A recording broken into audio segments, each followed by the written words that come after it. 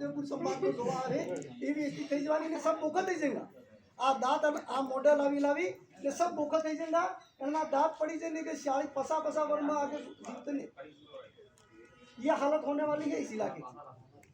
એટલે આપ सब जागरूक थो आना वाला आपवाला समय में साहब ने कही एक सब मेम्बर ने सर पसंद ने प्रधान ने सब આપણે નેતાની એક બેઠક આ ગુલાબી કે તમારે મનમાં શું હે ભાઈ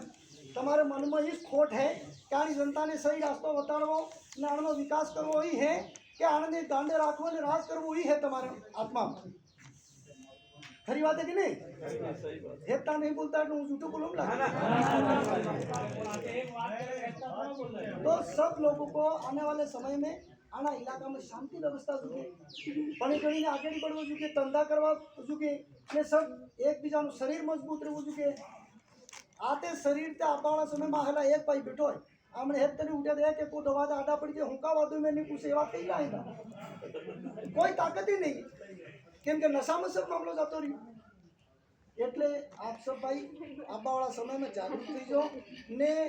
આ નેતાગીરી આમાં જેવા ગલત વાત કરે તમે આમણે જેમ બોલતા નહીં તમે બોલતા થઈ જાઓ આ વાત ગલત ને આ વાત સહી है એમ તમે બોલતા નહીં ને જૂઠી વાત ને હાસી વાત કરે મને જેવો કરે એમ તે નાત પાવરો કાઢે ને જૂઠી વાત કરે